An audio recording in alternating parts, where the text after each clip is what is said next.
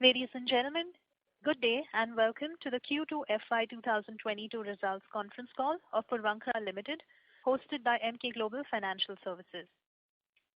We have with us today Mr. Ashish Puravankara, Managing Director, Mr. Vishnu Murthy, Senior Vice President, Risk and Control, Mr. Abhishek Kapoor, Chief Executive Officer, and Mr. Neeraj Gautam, Executive Vice President, Finance.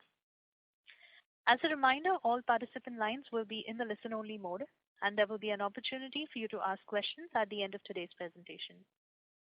Should you need assistance during the conference, please signal an operator by pressing star, then 0 on your touchtone telephone. Please note that this conference is being recorded. I would now like to hand the conference over to Mr. Rahul Jain of Emkay Global. Thank you, and over to you, sir. Good evening, everyone. I would like to welcome the management and thank them for this opportunity. I shall now hand over the call to the management, Mr. Neeraj Gautam, Executive Vice President, Finance, for the opening remarks. Over to you, sir. Thank you, Rahul. Good evening and warm welcome to all of you. I hope you and your family had a safe and joyful Diwali. Thank you for joining us for Puravankara Limited's second quarter FY 2022 earnings conference call. My name is Neeraj Gautam. I am Executive Vice President, Finance of Puravankara Limited. The quarter's presentation and financial results ended September 30th, 2021 has been uploaded on the stock exchanges. I will start with a brief update on the business and highlights for the quarter and half year. Following that, my colleagues and I would be delighted to answer any questions you may have and take suggestions you would like to give us. Fortunately, COVID cases have substantially reduced across the country and a large population has been vaccinated. The economy is on the revival train. Performance of all major sectors, including IT, infrastructure, manufacturing, are encouraging. The residential real estate sector continues to witness strong demand. We see polarization in demand among the top developers, with the steady rise in home ownership as an aspiration. Aided by low interest rates, we are optimistic about the sector outlook. Coming to our operational performance for the quarter, our consistent efforts to ensure business continuity and unmatched tech adoption have resulted in 117% growth in sales booking during the quarter compared to the previous quarter.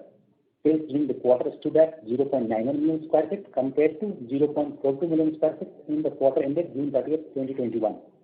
Sales value stood at INR 597 crore, up by 90% compared to 314 crore in the quarter ended June 30th, 2021. Today, our ready-to-move inventory constitutes only 7.10% of total unsold inventory open for sale and stood at only 0.43 million square feet, which is at the lowest level in the last 5 years. In terms of our financial performance, our consolidated revenue for the quarter was INR 272 crore compared to INR 220 crores in the corresponding quarter of the previous year, implying a year-on-year growth of 24%. EBITDA for the quarter was INR 104 crores compared to INR 81 crores during the same period last year. It reflects year-on-year increase of 29%. Our PBT was INR 18 crores during the quarter compared to a loss of INR 13 crores during the corresponding quarter in the previous year. Our PAT for the quarter was INR 12 crores compared to a loss of 10 crores during the corresponding quarter in the last year. On a half-yearly basis, we have received a booking of INR 910 crore for 1.33 million square feet of sale to INR 810 crore for 1.53 million square feet of sale during the half year of last year.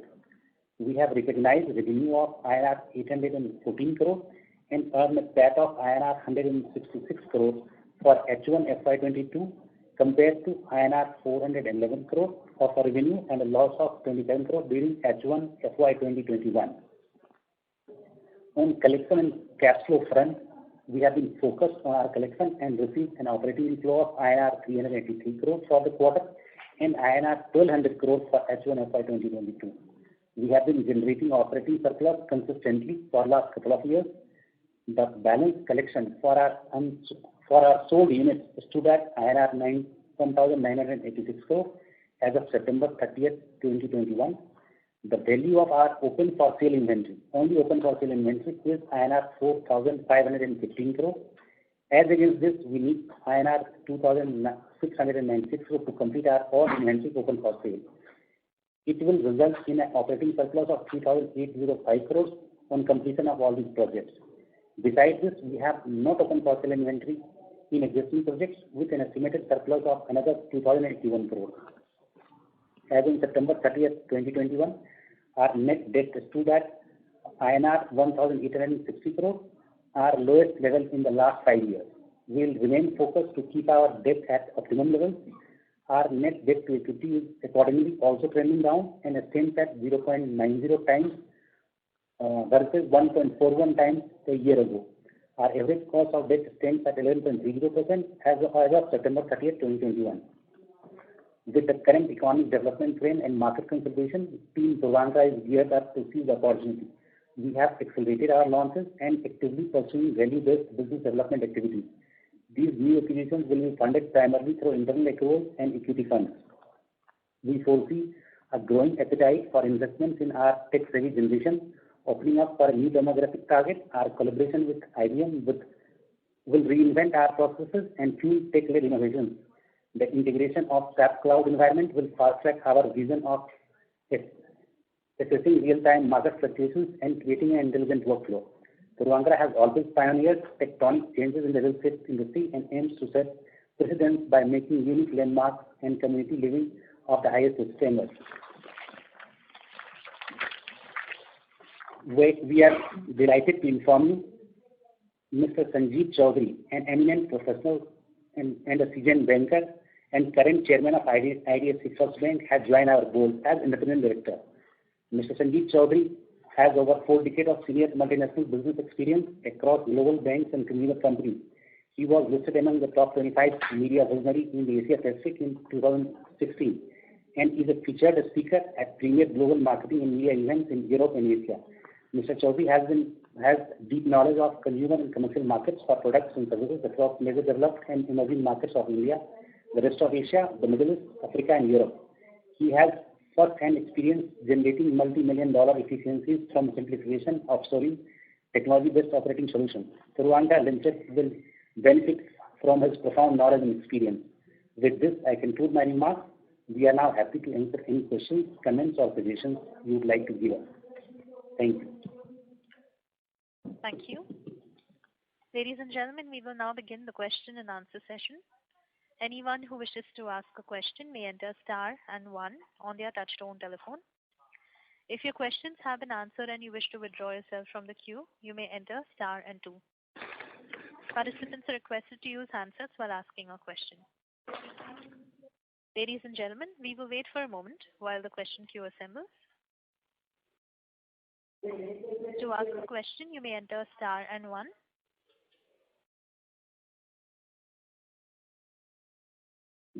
We have the first question from the line of Pritesh Sheth from Motilal Oswal. Please go ahead. Hi, good evening, everyone, and thanks for the opportunity. Firstly, on the launch pipeline that you have mentioned, how confident are we in terms of like all the approvals and everything is in place, or are we seeing any delays in terms of getting the approvals? Because we have seen for a couple of developers in your markets, the approvals are not coming as fast. So how confident you are in terms of getting the launches? So I think for most, we have approvals already. So for example, if you look at Lal Bagh, we already have the approval in place. I think what we are referring to, while our launch pipeline spreads across Bangalore, Chennai, Cochin, Coimbatore, Pune and Mumbai, I think you're referring to the impasse currently in Bangalore city. Yes. So I'll just address that bucket. So as far as Lal Bagh is concerned, we have the approvals already in place. We should be launching in the next 30 to 45 days. Sound of Water Phase 2, we have the approvals in place. Xenium 2, we have the approvals in place. Only one where now getting into the approval phase would be item numbers 7 and 8 under Purvanka. But we already have enough in terms of the next at least 2-3 quarters, enough of launches already available with approvals in hand. Sure, great. Good to hear that. And secondly, on the collections, this quarter seems considerably low versus Q1, but also versus your usual run rate of around 350-400 odd crores. So Any sense on that? I mean, why so low? No. So we did lose about 25, 30 days sort of meeting all our vendors, contractors, etc. in light of all these commodity price increases, etc. All that has been closed, and you should see that sort of accelerate and gain more traction in the following quarters. Sure. Great. And how is the demand traction, obviously, after the quarter ended in September, basically in October and coming into the festive season? Has the momentum being hold, or are we seeing month-on-month improvement from September to October, October to November? Or what's the trend there? So we see I think depending on the project, micro market, city, I think general is, I think the demand continues to be the same, or we've seen certain pockets where we have seen some significant improvement. Got it. Thanks. And one last, if I may, on your the debt that you are looking to raise, is it for refinancing or is it for growth opportunities? Any clarity on that? Currently, I think what we are the aim is to get our weighted average cost of debt down. So most of it is towards that exercise where we're replacing it with cheaper cost of debt. Okay, but your average cost is right now also it's 11.3, and I think you are raising again at similar rate. So would it make difference that much? Sorry, say that again.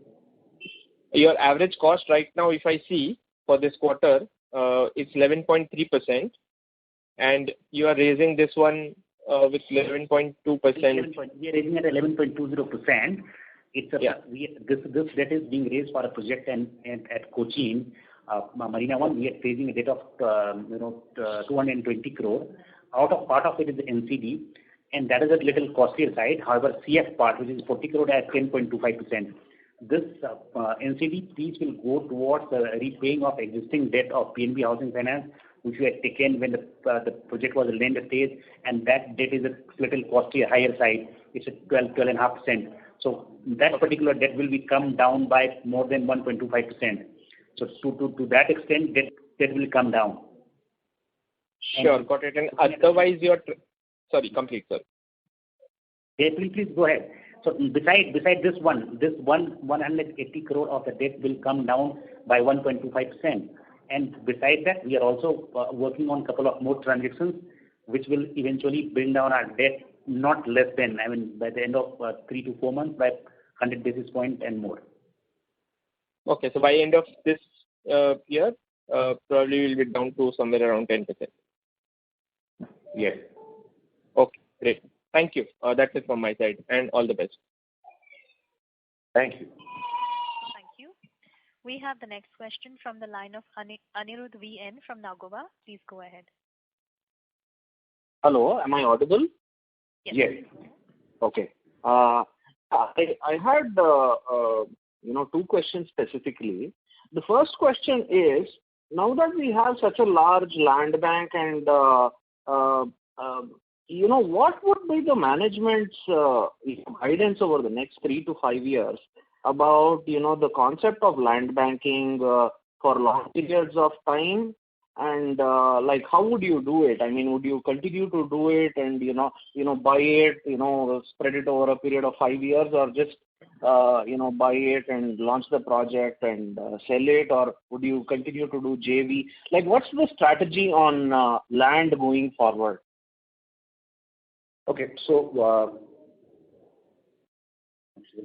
one point is that I don't think anyone with any sense today will embark on that exercise that people did 10 years ago in terms of land banking and aggregation in its true sense, wherein you buy smaller piece of land and then consolidate, and that entire acquisition sort of spreads over 3 to 5 years. So as an organization, we're extremely clear that our business is development. So any new acquisitions that we do will be with the intent to turn the project around from acquisition to launch, not more than 6 to 8 months. Right? So that is the strategy here. So clearly no more land banking, no aggregation, looking at lands. Now, we already have an extensive sort of land bank. So where are we acquiring these new lands? These are in newer suburbs, newer micro markets, right? Where we don't have. example in Bangalore, right? We have lands in the south, we have lands in the east. But west of Bangalore, which is now also sort of an emerging suburb, we had just 2 land parcels. So there we may add some more. What is the strategy for new acquisitions? I think it will typically be joint development.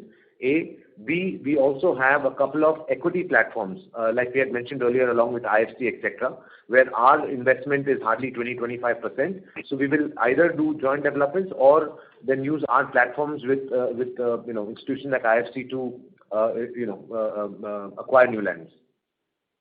Okay. And the second question that I had is, on your subsidiary Starworth, what's the strategy going forward? I mean, are you going to have more of construction, through Starworth and you have this, precast also that you had been working on. So what's the long-term strategy on that is what I would want to kind of understand. Sure. 2 things here. One is Starworth's relationship with Puravankara and Provident. That is completely an arm's length relationship. So every time Puravankara or Provident launches a project, we actually tender out depending on their competitiveness. They win bids or lose bids. So today, if you go across the board, we are working with all grade A contractors across our projects like GMC, Shapoorji, Tata Projects, L&T, to name a few.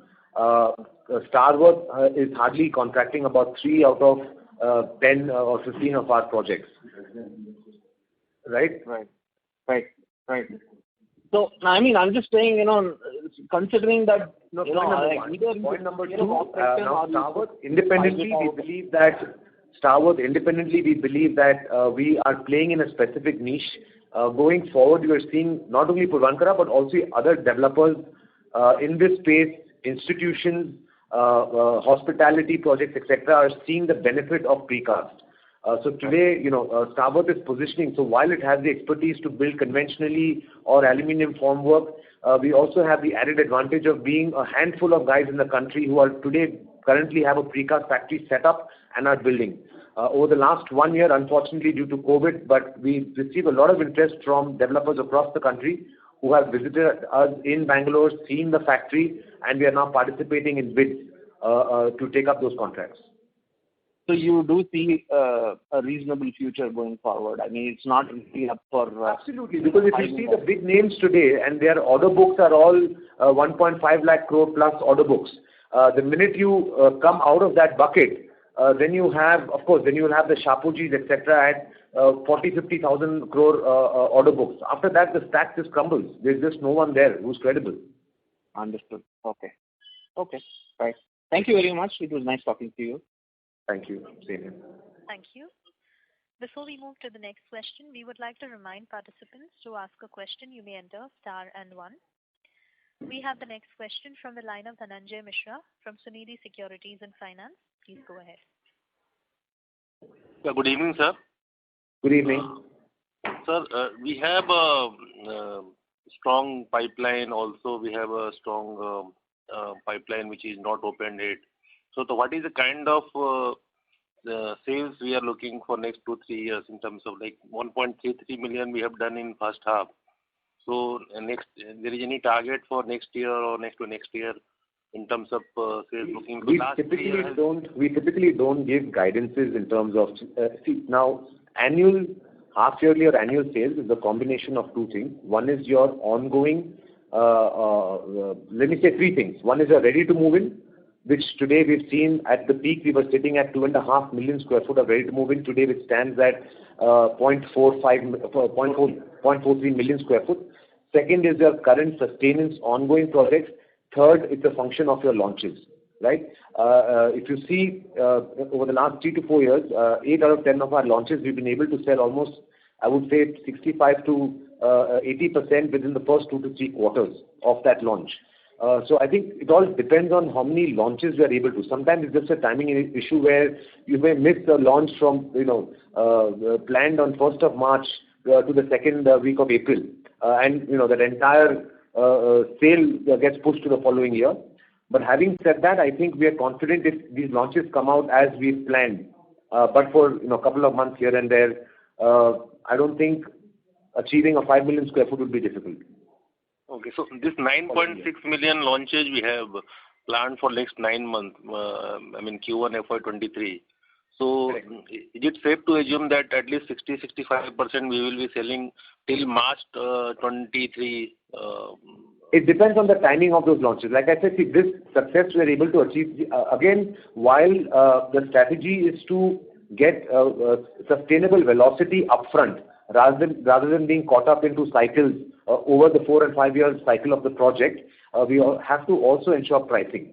Right, so this success that we've demonstrated over the last 3 to 4 years, like I said, 8 out of 10 of our projects, we've achieved this percentage in the first 3 quarters. So if there's something that we launch, example in the quarter 3 or quarter 4, you will see some bit of that percentage fall into this year, and then the balance gets spilled over to the following year. Okay. And this 1.33 million is only our share, not the including everything. No. Yeah, that's our share. Okay. No, one second. Let me clarify that. I think 0.08 is what you reduce. We have disclosed that in our presentation. If you see the bullet point, what is it? Yeah, 0.14 is something which is... yes, 0.14. Okay. So that is for joint venture partners. Yes, correct. JD partner. So we should remove that. Okay. Yeah. And in terms of realization, which I think we are entering into Mumbai and Pune market. So where do you see in terms of now we are at 6,500. So do you see when we have more projects coming from launches in these region, Mumbai, Pune region, so realization will also improve? Of course it will.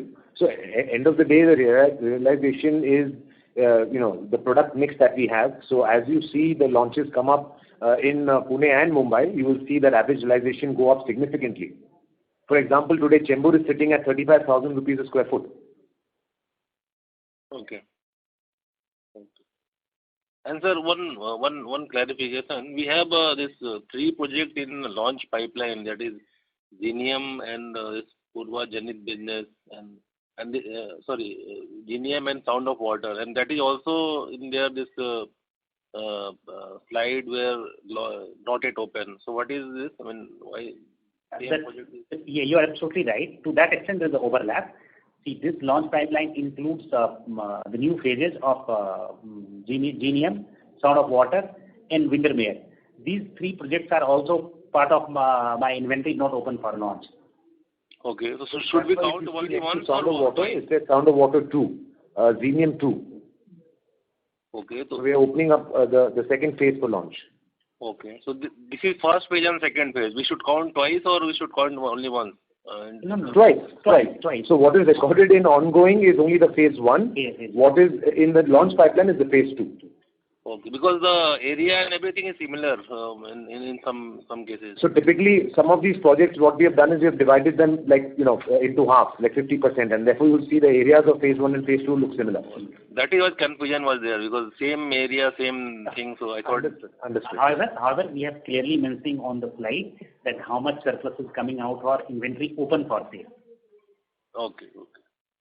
Okay, sir. That's all from my side, and all the best for Thank upcoming. you. Thank you. We have the next question from the line of Preeti Nair from KC Investments. Please go ahead. Hello, sir. Good evening. Sir, I have a couple of questions. What I would like to ask is, will the increase in the sales prices be able to fill up the gap in the increase in the input cost? Yes. So we have been, one is, I'm not too sure how long this will go. Definitely, we come through these situations almost once or twice a year in the past. Whereas this time, I think it's been here a little longer.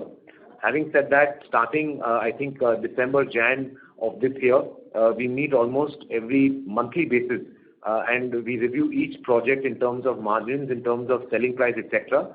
And we've been taking prices up wherever required to ensure that margins are not affected. Okay.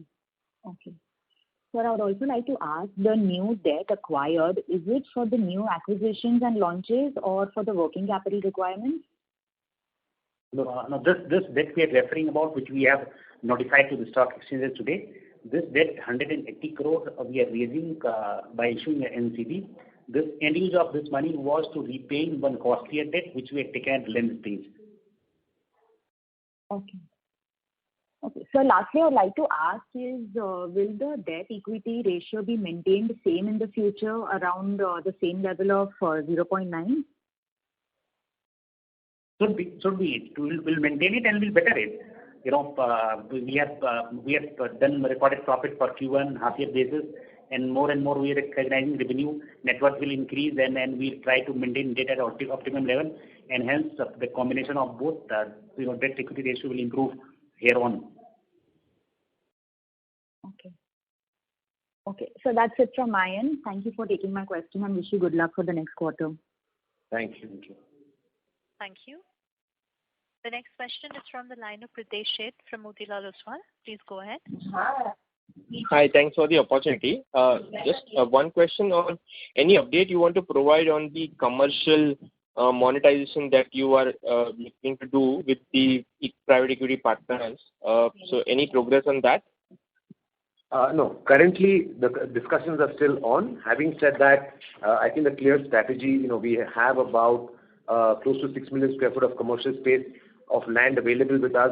The design planning is already concluded. We are in the process of getting approvals.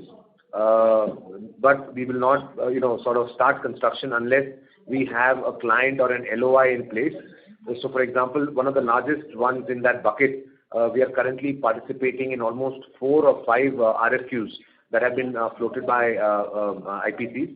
And only when we have clear visibility is when we would start work there. I think as these happen parallelly, we will also be talking, and discussions are on to see if we can get this into a platform. Sure, got it. That's it from my side. Thank you.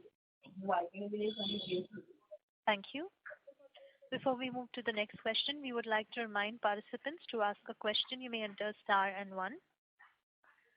We have the next question from the line of Anirudh VN from Nagoba. Please go ahead. Thanks for the opportunity.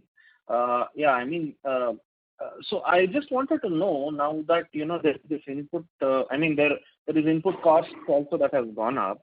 So what percentage of input cost of sales price increase would kind of offset the input cost to maintain the previous margin, pre-COVID margins, or have we already reached it, is what I would want to ask. So I think there is no fixed number per se, because this pertains to multiple projects which are at multiple stages of development. So for example, in some cases where we have already finished the structure and we are nearing finishes, the impact is different. Some projects where we have just launched, the impact is different. We are closely, like I mentioned earlier, monitoring this. The pricing committee meets almost, I think in one case we met once in 15 days. Now it's once in 30 days. So we're ensuring that almost anywhere between 2 to 4% is what we have increased over the last 3 to 4 months. You have to keep in mind that price increases have to be done gradually. So therefore, we're doing bits and pieces so that the existing inquiry base that is with us does not go completely dry. So this is an active exercise, and we are very watchful of it. And we are confident to be able to sort of ensure that we maintain our margins. Okay. And assuming all the variability in input costs, and also the fact that the pace of change has gone up, assuming project execution happens quickly, what are the return metrics, return on capital that you are kind of internally targeting, going forward for the ongoing projects? I'm talking about projects that are in the early stage of development right now.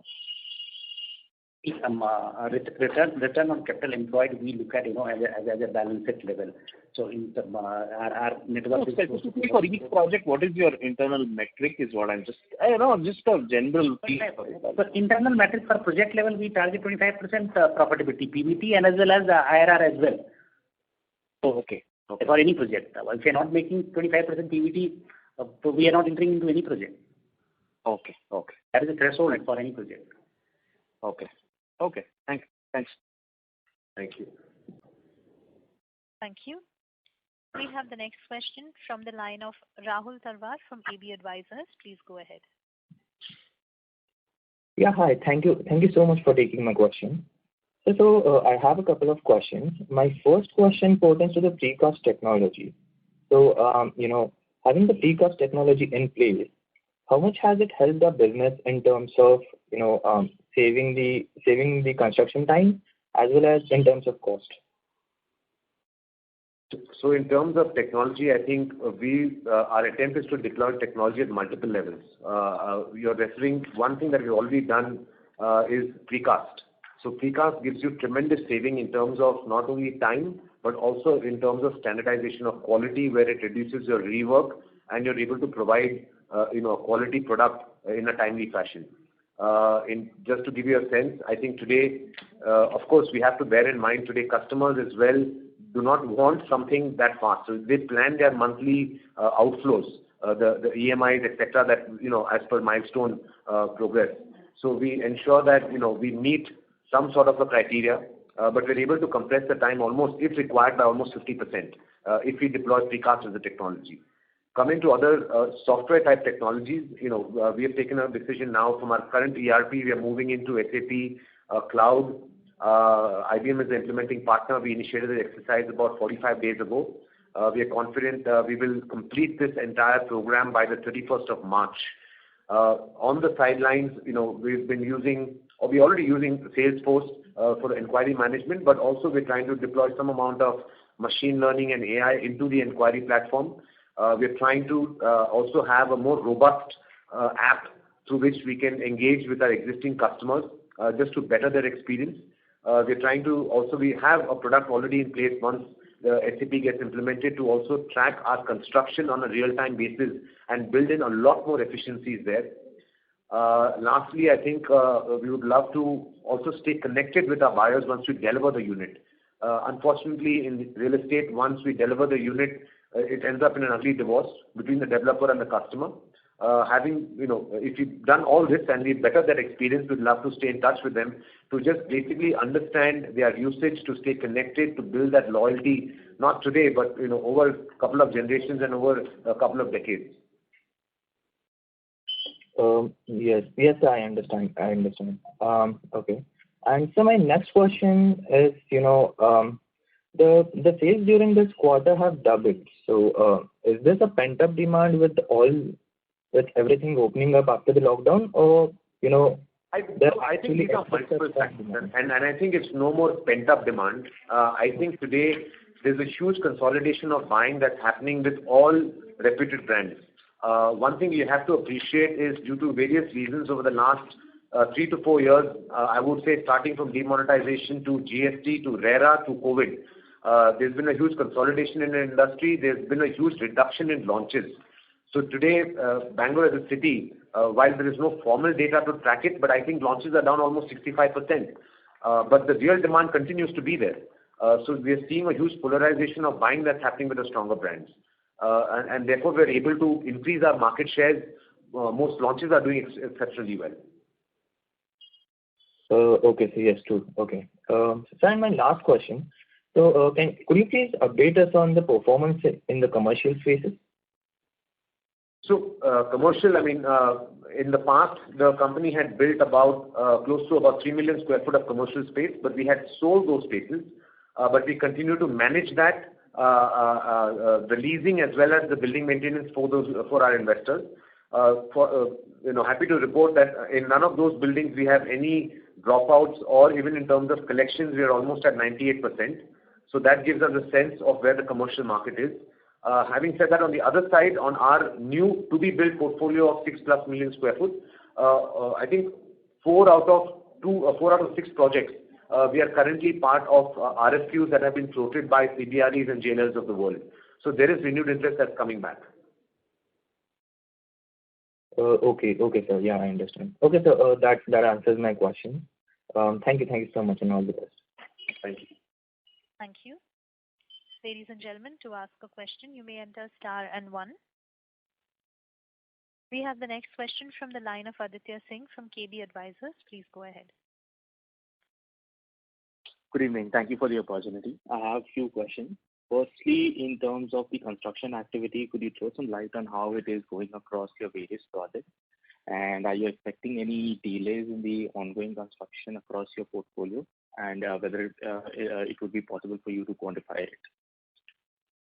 Sure. So, in terms of, we did have some disruption about, I would say about 2 months ago. We did have some disruption, more so from the vendors, wanting to sort of sit back on the table. They wanted some amount of, little bit of compensation on account of COVID and on account of commodity prices, etc. These are tough discussions. They take some time. No one's willing to, open their palm and or show their cards. So that took some time. But now, I think all our projects, we've finished these negotiations. They are back on track. Our vendors and contractors have assured us that they will work round the clock and catch up. As of now, we do not foresee any delays. This is the catch-up plan that have been submitted by contractors to us across our projects. Got it. Thank you. My next question is in terms of your sales momentum. Could you throw some light on how the sales momentum has been in Q3 so far? And what are your expectations for the rest of Q3 and Q4? And also whether the customer inquiries are coming in for online or offline, if you could throw some light on that. Sure. So in terms of Q3, I think as of now, it's almost quite similar to the good performance that we sort of delivered in quarter 2. The focus, I think, over the last couple of years has been digital. I would say almost in terms of expenditure, almost 55 to 60% of our expenditure is on digital vis-a-vis conventional marketing methods that we adopted in the past. Even in terms of inquiry, I think that percentage stands at about 46-47%. If I have to study the inquiries on the initiation of these inquiries. Got it. Would you be able to provide some sales targets for FY22? We do not give any guidance, in terms of future forward-looking sales targets, etc. But having said that, I think if you just look at our past and if you apply the launches that we have, I think presented to you over the next 12 to 15 months. If you see also in the past the way we performed in terms of the upfront sales booking that we do within the first 2-3 quarters of a launch and apply that percentage to the size of the launches, I think you'll get some sense. Got it. That's all right. And lastly, just in terms of your debt, what are your debt repayment plans or any strategy towards that for the future? That's my last question. Thank you. I think in terms of debt, we've brought that significantly down. We're currently at 0.9. We believe that this is a sustainable level, so we'll continue to maintain optimal levels of debt. B, in terms of repayment, I will let you. We'll improve the quality of debt and the cost of debt. We'll focus there and keep the debt at optimum level. I think the balance here in terms of repayment plan, I don't think there's. It's a scheduled repayment plan. We are well under control. For Q3, Q4, we are repaying 70-75 odd crore for Q3, Q4. That's all our repayment obligation. Otherwise, we are well in control and we'll be able to service the obligation well in time. Our focus is to improve the quality of debt and reduce the cost of debt. That is where we focus and maintain the debt equity level, this optimum level kind of 0.9, around. Got it. Hope that clarifies your question. Yes, it does. Thank you so much for the explanation. That's all from my side. Thank you. Ladies and gentlemen, to ask a question, you may enter star and 1. We have the next question from the line of Amit Nayak from Nayak Consultant. Please go ahead. Yeah, good evening, everyone. So my question is related to the sector as such. So what trends do you see in the real estate sector following this pandemic? I mean, of course, we see work from home has become a norm. But do you expect the urbanization trend being reversed or modified? And also, will the home designs or project designs be affected by this? So what are your thoughts for the same? Sure. Yeah. Okay. One is, I think there's a clear trend that we've seen, and I think most listed companies, if you've seen our sales numbers, I think there's a clear thought of people wanting to move to a more comfortable home, a newer home with modern amenities. That is where we have seen sales across our ready-to-move-in inventory, under construction, as well as new launches have fared well. In terms of design, we are now ensuring that, this whole concept of maybe a 2.5 bedroom or creating some sort of a niche working space within the apartment, if feasible and possible, while maintaining the same or the right ticket size. Where that is not feasible, we're trying to see if we can adopt working spaces within our clubhouses. Of course, you can't cater to the entire project, but flexible working spaces within the clubhouses where people can have meetings, where people can do a conference call, a video conference, etc. So that is a little bit of design a change that we have done to our product. That said, if I see the current trend that's happening in terms of the commercial office space and what I'm hearing from the IPCs, I see the demand coming back. I see some companies, what I've heard is, who have given up certain spaces are now going back and trying to get back into those spaces that they had given up over the last 6 to 8 months. So I think this is a temporary phenomenon, and I think, yes, COVID is a time of uncertainty. No one knows how long it will take to go away. Will it be 1 year? Will it be 2 years? But I think if I look at a 3 to 4 year period, I think no one can discount and say work from home is going to be a permanent way. At least that's not my belief. Right. Okay. And just to follow up on this, also we have seen like digitization in the real estate sector with property tech and so on. So are we adapting to those trends? Oh, absolutely. So, one is, we've been the early adopters in terms of, Salesforce, a lot of other sort of tech initiatives. Having said that, we are now currently, as we speak, we are moving from our current ERP to SAP Cloud.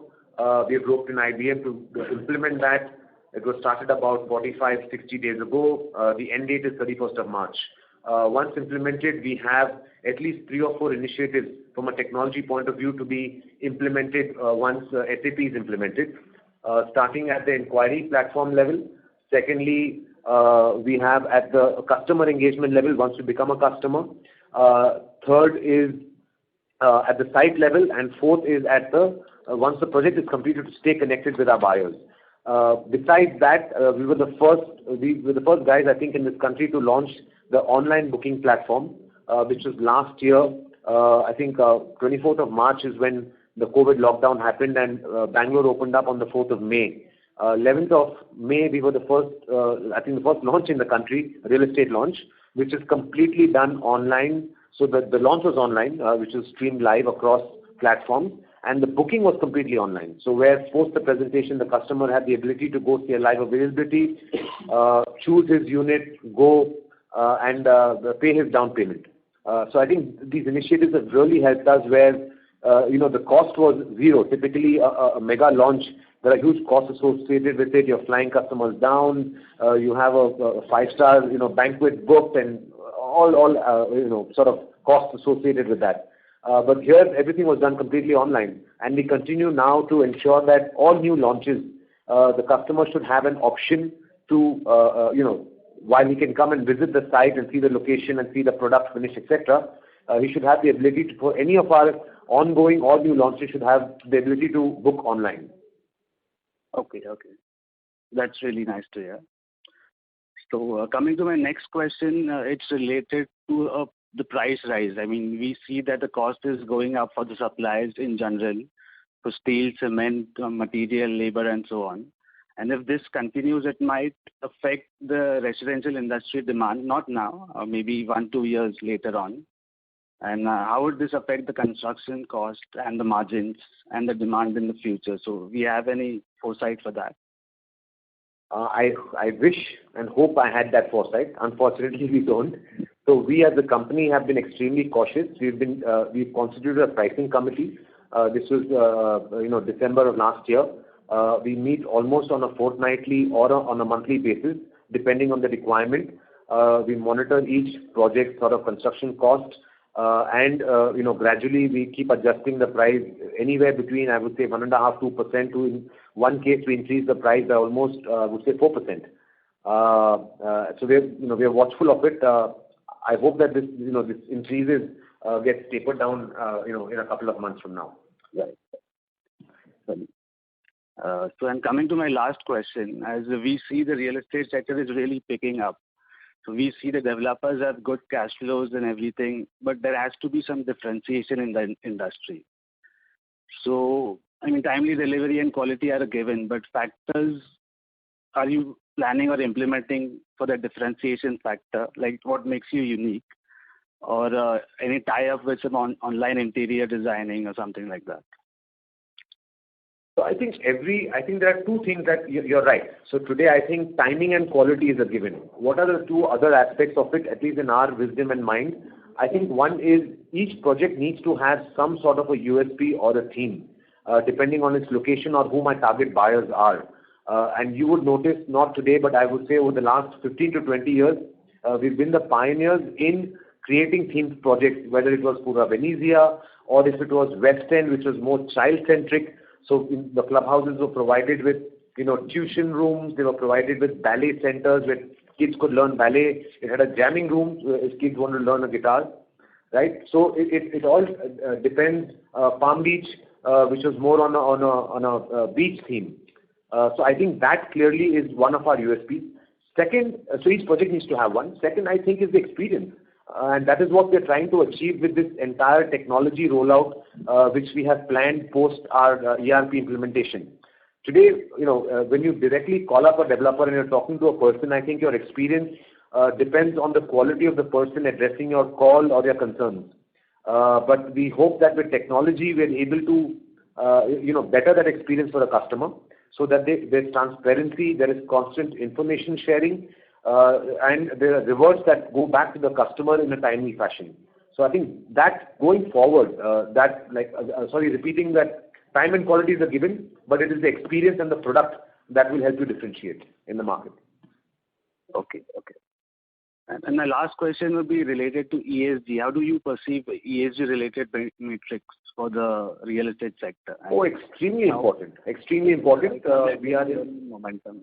Yeah. No, I think extremely important on various. I think one, just from being a responsible developer, I think also from the way the customers would start seeing us, also the way our other stakeholders, in terms of bankers, in terms of ability to, forge relationships with funds, etc. So I think it's an extremely important aspect, and which will change the way we've done business in the past. We have already finalized, a good consultant, and we are now currently reviewing each one of our projects and trying to see what changes we need to make in the ongoing ones, and will ensure that going forward for future projects, there is some level of, sort of compliance as far as ESG reporting as well, and reporting as well. Okay. Sure. Thank you. That's all from my side. All the best. Thank you. Thank you. Ladies and gentlemen, to ask a question, you may enter star and 1. We have the next question from the line of Anirudh VN from Nagova. Please go ahead. I had just a small clarification. Now, in the investor presentation, you say this, on the slide projected cash flow, you say value of inventory not open for sale. Now, does this include, these flats that have been mentioned in not yet open for sale as of September 30, 2021? I just want a kind of clarification. What this, particular figure includes? It's simple. So basically, it is. These are all the launched projects. Now, each of our projects are extremely large, right? It's about 1 million, 1.2 million, 3 million, etc. So you have one bucket which has been opened up for sale, and then you have the phase 2, or in some cases phase 2 and phase 3, which have not yet been opened up for sale. So that's the differentiation. Okay, so in the phase 1, which there may be a part of phase 1 which will not open up for sale. So that is what this includes. So the phases are defined bases which are opened up. So example, if phase 1 is open, the entire phase 1 is opened up for sale. Oh, okay. Okay, thank you so much. That is the only clarification I had. Thank you. You're welcome. Thank you. We have the next question from the line of Shruti Nayak from Bliss Consultant. Please go ahead. Hi, good evening, sir. I have 2 questions. So one is, can you throw some light, like what steps you are taking to further improve your credit rating, and any view how much your rating can be improved going forward? I think we have 2 more steps to go. In terms of the steps, we are working on getting our weighted average cost of debt further down. We are hopeful that over the next quarter when we meet again, it should be down, minimum, I think anywhere between 100 to 150 bits. And that exercise will continue. With that, by ensuring that we launch, our projects, so that will also unlock value and cash flows, which will be another kicker and a jump in terms of reaching out and trying to increase our valuation. And we'll reach out to our rating agency in Q4 again. We have upgraded our rating in Q1 and Q2. Now, on the basis of this reduced interest rate and the new launches, we'll again present our case in Q4 and hopefully the rating will be further upgraded. All right. Thank you so much, sir. And another question is, can the same level of EBITDA and profit margin be expected in the second half of the year as well? And what are the projections over the next few quarters? Madam, we do not give projections or guidances. But like I said today, there is consolidation. Today, you're seeing the kind of buying. Did give some sort of guidance that even quarter 3, we believe will perform. Though we are in the middle of it, will perform as good as quarter 2. So things are quite positive. All right. Thank you so much, sir. All the best for your future projects. Thank you. Thank you. Ladies and gentlemen, that was the last question. I would now like to hand the conference back to Mr. Neeraj Gautam for closing questions. Please go ahead. Thank you. Thank you once again, ladies and gentlemen, for your time and attention. I hope me and my colleagues were able to answer all your questions. However, if you require any further discussion, we are always available for the discussion during the coming weeks. Thank you and wishing you a happy weekend. Thank you. Thank you, members of the management. Ladies and gentlemen, on behalf of Emkay Global Financial Services, that concludes this conference. Thank you for joining us, and you may now disconnect your lines. Thank you.